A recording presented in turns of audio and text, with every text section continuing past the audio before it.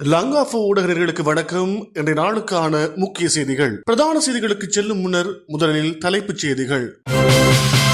மட்டக்களப்பை உலுக்கிய சம்பவம், நகைக்கடை உரிமையாளருக்கு பிணை, முக்கிய நபர்களுக்கு சிறை. 34 ஆண்டுகளுக்கு பின் வரலாற்று சந்திப்பு, இஸ்ரேல் லெபனான் தலைவர்களுக்கிடையே பேச்சுவார்த்தை. அமெரிக்க கடற்படைக்கு பேரிழப்பு, மாயமாகிய அதிநவீன ஆளில்லா உளவி விமானம். ஹார்முஸ் நீரிணையை திறக்குமாறு ஈரானிடம் சீனா வலியுறுத்தியது. 30 நாட்கள் முடிந்து ரஷ்யா ஈரானிடமிருந்து எண்ணெய் வாங்க அனுமதி நீடிப்பு. ஈரானுக்கு எதிரான போரில் சுமார் 2300 கோடி பெறுமதியான ட்ரோனை இழந்த அமெரிக்கா. தொடர்வன விரிவான செய்திகள்.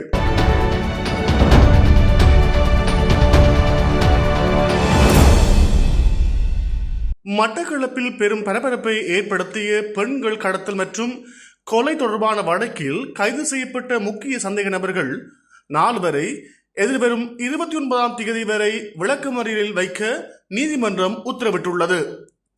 இதேவேளை இந்த வழக்கில் தொடர்புடைய நகைக்கடை உரிமையாளர்கள் 2 இன்று பிணையில் விடுவிக்கப்பட்டனர். இன்று நீதிமன்றத்திற்கு விடுமுறை அறிவிக்கப்பட்டிருந்த போதிலும் வழக்கின் முக்கியத்துவம் கருதி சந்தேக நபர்கள் மட்டக்களப்பு நீதவான் நீதிமன்ற நீதிபதி ஆனா தர்ஷினி முன்னிலையில் முன்னிலைப்படுத்தப்பட்டனர். அதன்போது சந்தேக நபர்களிடமிருந்து கொள்ளையிடப்பட்ட நகைகளை கொள்வனம் செய்ததாக குற்றம் சுமத்தப்பட்ட 2 நகைக்கடை உரிமையாளர்களையும் பிணையில் விடுவிக்க நீதிபதி உத்தரவிட்டார். ஏனைய 4 முக்கிய சந்தேக நபர்களையும் எதிர்வரும் 29ஆம் தேதி வரை மீண்டும் விளக்கமறியலில் வைக்க நீதிபதி அதன்போது கட்டளையிட்டார். கடந்த மாதம் 20ஆம் தேதி கொக்கட்டிச்சோலை நெல்லிக்காட்டு வயல் பிரதேசத்தில் உள்ள பாலடைந்த கிணறு ஒன்றிலிருந்து வவுனதீவு பகுதியைச் சேர்ந்த 26 வயதுடைய இளம் தாய் உயிருடன் ஏற்கனவே மீட்கப்பட்டிருந்தார். காணாமல் போனதாக கருதப்பட்ட மற்றும் ஒரு பெண் உடலாக மீட்கப்பட்டார். அத்துடன் அந்த இளம் தாயின் 3 வயது சிறுமி வயல் பகுதியில் உயிருடன் மீட்கப்பட்டிருந்தார். கிழக்கு மாகாண பிரதி காவல்துறை அதிபர், மட்டக்களப்பு மாவட்ட குற்றப்பிரிவு பொறுப்பதிகாரி தலைமையிலான குழுவினர் முன்னெடுத்த விசாரணையின் அடிப்படையில் வவுனதீவு பகுதியைச் சேர்ந்த தம்பதியினர் உட்பட அவர்களது உறவினர்கள் மற்றும் திருடப்பட்ட நகைகளை வாங்கிய நகைக்கடை உரிமையாளர்கள் என பலர் கைது செய்யப்பட்டனர்.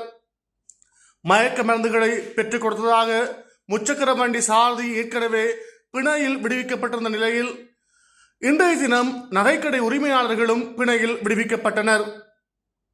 இஸ்ரேல் மற்றும் லெபனான் ஆகிய 2 நாடுகளுக்கும் இடையே நிலவும் போர் பதட்டத்தை தணிக்கும் நோக்கில் 2 நாட்டு தலைவர்களும் நாளை நேரில் சந்திக்க உள்ளதாக அமெரிக்க ஜனாதிபதி டொனால்ட் ட்ரம்ப் அறிவித்துள்ளார். தனது ட்ரூத் சோஷியல் தளத்தில் பதிவிட்டுள்ள ட்ரம்ப், இஸ்ரேல் மற்றும் லெபனான் தலைவர்களுக்கிடையே ஒரு சுமூகமான சூழலை உருவாக்க தான் முயற்சி எடுத்து வருவதாக தெரிவித்துள்ளார். சுமார் 34 ஆண்டுகளாக 2 நாட்டு தலைவர்களும் ஒருவருக்கொருவர் பேசிக்கொள்ளாத நிலையில் இந்த வரலாற்று சிறப்புமிக்க சந்திப்பு நாளை நடைபெற உள்ளதாக அவர் குறிப்பிட்டுள்ளார். இஸ்ரேலும் லெபனானுக்கும் இடையே ஒரு நிம்மதியான சூழலை உருவாக்க நான் முயற்சித்து வருகிறேன். நாளை அந்த சந்திப்பு நடக்கும் என ட்ரம்ப் அந்த பக்கத்தில் உறுதிபட கூறியுள்ளார். மத்திய கிழக்கு போர் முகங்கள் சூழ்ந்துள்ள நிலையில் ட்ரம்பின் இந்த அதிரடி தூதரக நகர்வு அமைதிக்கான ஒரு முக்கிய தொடக்கமாக பார்க்கப்படுகிறது. இச்சந்திப்பு எங்கு நடைபெறும் மற்றும் அதில் என்னென்ன முக்கிய முடிவுகள் எட்டப்படும் என்பது குறித்து உலக நாடுகள் மிகுந்த எதிர்பார்ப்புடன் காத்திருக்கின்றன.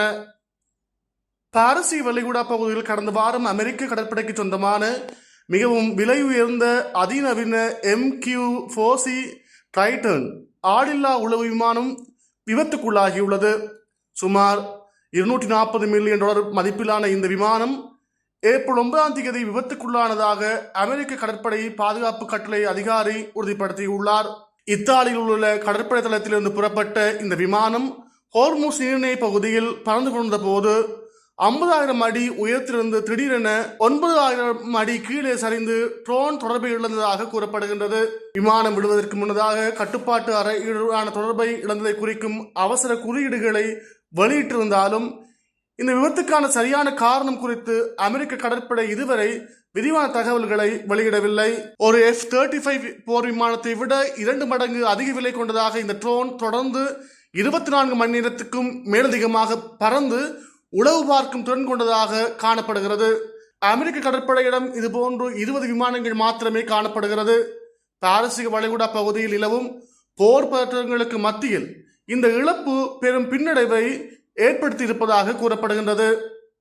ஹார்மூஸ் நீரிணையில் இயல்பான கப்பல் போக்குவரத்தை மீட்டெடுக்க முயற்சிகள் மேற்கொள்ளுமாறு சீனாவின் வெளியுறவு அமைச்சர் வாங்ஜி தனது ஈரானிய தரப்பிடம் வலியுறுத்தியுள்ளார். ஈரானிய வெளியுறவு அமைச்சர் அப்பாஸ் ஆராக்சியுடன் இடம்பெற்ற உரையாடலில் அவர் இதனை குறிப்பிட்டுள்ளார். ஹார்மூஸ் நீரிணையின் ஈரானின் இறையாண்மை பேணப்பட வேண்டும் என்றும் வாங்ஜி கேட்டுக்கொண்டார்.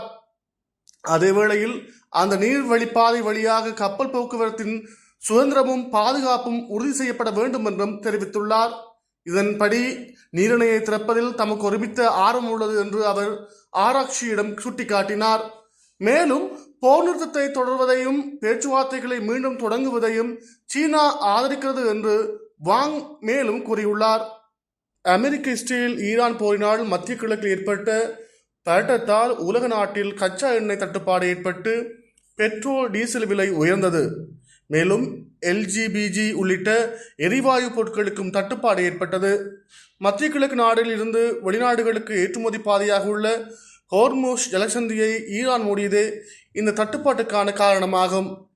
இந்தியாவில் எரிபொருள் மற்றும் கச்சா எண்ணெய் கையிருப்பு குறைந்து வருவதால் ரஷ்யா தனது எண்ணெயை கூடுதலாக கொடுக்க முன் வந்தது. ஆனால் அண்மையில் அமெரிக்காவுடன் செய்து கொண்ட வர்த்தக ஒப்பந்தத்தில் ரஷ்யாவிடம் எண்ணெய் வாங்க மாட்டோம் என இந்தியா வாக்குறுதி அளித்திருந்தது. இதற்கிடையே போர் நெருக்கடி நிலையை கருத்தில் கொண்டு இந்தியா 30 நாட்களுக்கு மட்டும் ரஷ்ய எண்ணெயை வாங்க அனுமதி அளிப்பதாக அமெரிக்கா அறிவித்தது. மேலும் ஈரான் எண்ணெய் வாங்கவும் அனுமதி வழங்கியது. 2019 அமெரிக்க தடையால் ஈரானிடம் கச்சா எண்ணெய் வாங்குவதை நிறுத்திய அமெரிக்கா சமீபத்திய அனுமதியால் 7 ஆண்டுகளுக்கு பின் ஈரானிடம் கச்சா எண்ணெய் வாங்கியதாக தகவல்கள் தெரிவிக்கின்றன. ஈரானின் கச்சா எண்ணெயுடன் 2 கப்பல்கள் அண்மையில் இந்தியா வந்து சேர்ந்தன.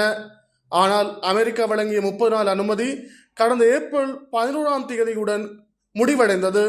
இதனால் கச்சா எண்ணெய் வாங்கலாமா இல்லையா என்ற குழப்பம் நிலவியது. இந்நிலையில் அமெரிக்க தலைநகர் வாஷிங்டனில் செய்தியாளரிடம் பேசிய அந்நாட்டு கருவூல செயலாளர் ஸ்காட் பேஷண்ட் ரஷ்யா மற்றும் ஈரான் கச்சா எண்ணெயை வாங்குவதற்கு அளிக்கப்பட்ட அனுமதியை அமெரிக்கா நீடிக்காது என்று திட்டவட்டமாக தெரிவித்தார். முன்னதாக ஸ்காட் பேஷண்ட் இந்தியர்கள் எங்கள் சிறந்த கூட்டாளிகள், நல்ல நடிகர்கள் என்று அவர்களை வர்ணித்தார்.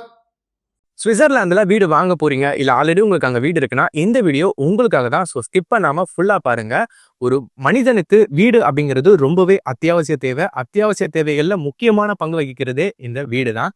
ஸோ அப்படி வீடு வாங்குறது, விற்கிறது, இது சம்பந்தமா உங்களுக்கு இருக்கிற நிறைய ப்ராப்ளத்துக்கு சொல்யூஷன் தர ஒரே இடம் தான் உங்கள் செல்வாசக். Your future our vision. இப்போ சுவிட்சர்லாந்துல வீட்டோட வட்டி விகிதத்துல நல்ல மாற்றம் வந்திருக்கு, நிறைய குறைஞ்சிருக்கு. ஸோ நீங்க ஏதாவது அக்ரிமெண்ட் போட்டு வச்சிருக்கீங்கன்னா இப்பவே அதை ரெனிவல் பண்ணி மாற்றி வச்சுக்கிட்டீங்கன்னா உங்களுக்கு நிறைய ப்ராஃபிட்ஸ் இருக்கும். ஸோ இது சம்பந்தமா உங்களுக்கு ஏதாவது அப்டேட்ஸ் வேணும், இந்த மாற்றத்துல உங்களுக்கு ஏதாவது டவுட் இருக்கு அப்படின்னா மறக்காம ஸ்கிரீன்ல தெரிய நம்பருக்கு கால் பண்ணுங்க.